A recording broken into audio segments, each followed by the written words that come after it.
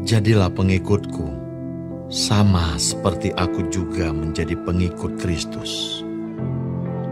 Aku harus memuji kamu, sebab dalam segala sesuatu, kamu tetap mengingat akan aku, dan teguh berpegang pada ajaran yang kuteruskan kepadamu.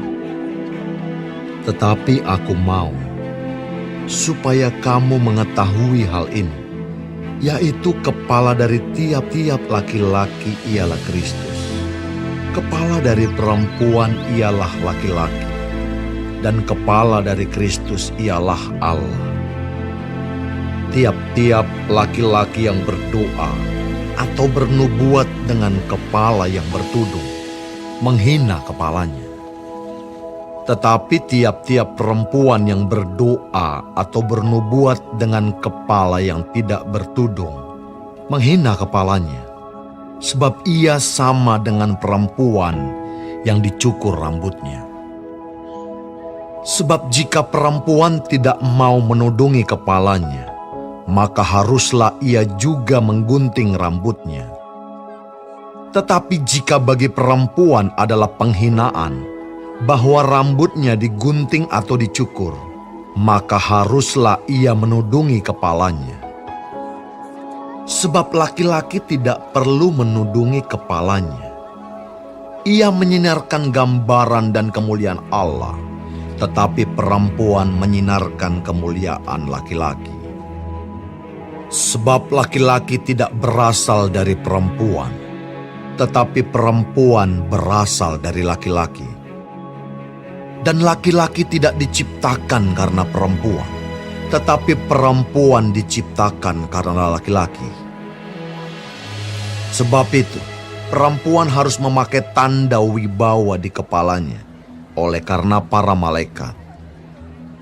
Namun demikian, dalam Tuhan tidak ada perempuan tanpa laki-laki, dan tidak ada laki-laki tanpa perempuan. Sebab sama seperti perempuan berasal dari laki-laki, demikian pula laki-laki dilahirkan oleh perempuan, dan segala sesuatu berasal dari Allah. Pertimbangkanlah sendiri, patutkah perempuan berdoa kepada Allah dengan kepala yang tidak bertudung? Bukankah alam sendiri menyatakan kepadamu bahwa adalah kehinaan bagi laki-laki jika ia berambut panjang, tetapi bahwa adalah kehormatan bagi perempuan jika ia berambut panjang, sebab rambut diberikan kepada perempuan untuk menjadi penudung.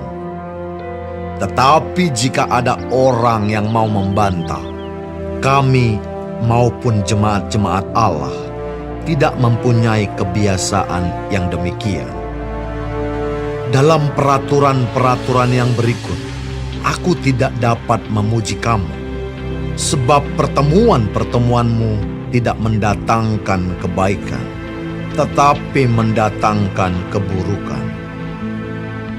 Sebab pertama-tama aku mendengar bahwa apabila kamu berkumpul sebagai jemaat, ada perpecahan di antara kamu, dan hal itu sedikit banyak aku percaya. Sebab di antara kamu harus ada perpecahan, supaya nyata nanti siapakah di antara kamu yang tahan uji. Apabila kamu berkumpul, kamu bukanlah berkumpul untuk makan perjamuan Tuhan.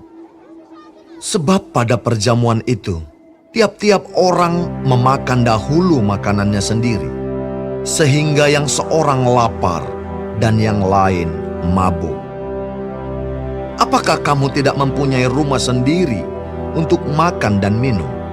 Atau maukah kamu menghinakan jemaat Allah dan memalukan orang-orang yang tidak mempunyai apa-apa? Apakah yang kukatakan kepada kamu? Memuji kamu. Dalam hal ini, aku tidak memuji. Sebab apa yang telah kuteruskan kepadamu, telah aku terima dari Tuhan, yaitu bahwa Tuhan Yesus pada malam waktu ia diserahkan, mengambil roti, dan sesudah itu ia mengucap syukur atasnya, ia memecah-mecahkannya dan berkata, "Inilah tubuhku yang diserahkan bagi kamu. Perbuatlah ini menjadi peringatan akan aku."